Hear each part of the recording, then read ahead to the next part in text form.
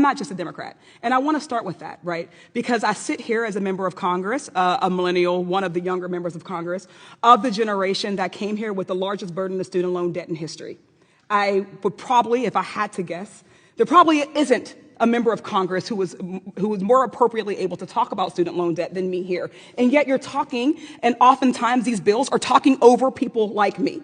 The reality is that so much that's in this entire reconciliation bill targets me specifically, not me, the congressperson, me, the first generation black student who came from a working class, single black mother who could not afford otherwise to send her child to school.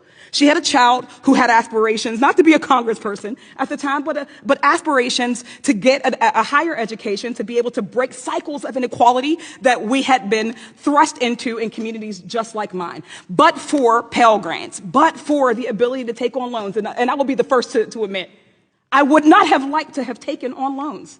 Right? We would love to see college education more affordable, more accessible. We look at a country that is the wealthiest nation on earth, yet makes the lowest amount of investments into public education for its citizenry. Other nations on earth have been able to figure this out, where we have not just free college education, free education from pre-K to college and other first world, as we call them, developed nations. We also have healthcare. What we're seeing here in this bill and in so many others of our practices are a lack of any sort of investment into working class people, which means a lack of investment into the future of Americans. When we think about who shoulders the biggest burden in loan debt, it is black women.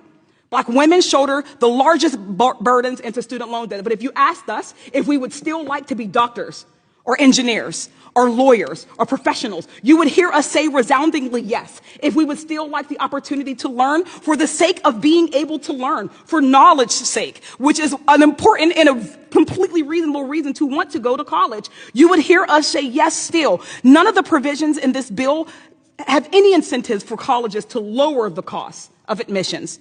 What we are doing instead is incentivizing colleges to take fewer low-income students. With these provisions in place throughout this bill, I would not be here. I would not be a congressperson. I would not have been a state rep before that. I would not be a black woman from a first generation college student from a low income community in the Mon Valley who went to law school or who went to Penn State and graduated. None of that would have been a reality to me. Nothing in this bill, nothing that you all are suggesting would have created more opportunities for me. So even when we say that only 20% of people would be impacted, I would be of that 20%.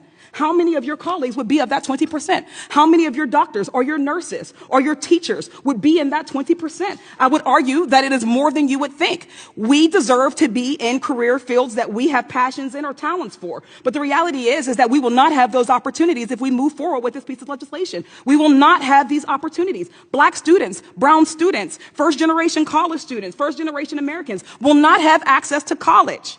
We cannot simply say that we will take away the opportunities for students to access loans, not replace it with anything else, not replace it with lower college education, not replace it with lower interest rates, not make the system better, and still say that you will somehow figure it out. We know the outcome here. Black students, brown students, poor students will not be left to figure it out. Instead, elite students, students who come from the 1% will continue to be able to access education. They will continue to have access to career fields that we mentioned here. And the gap, the achievement gap, the racial gap will just continue to increase because these are not being addressed here. I yield back.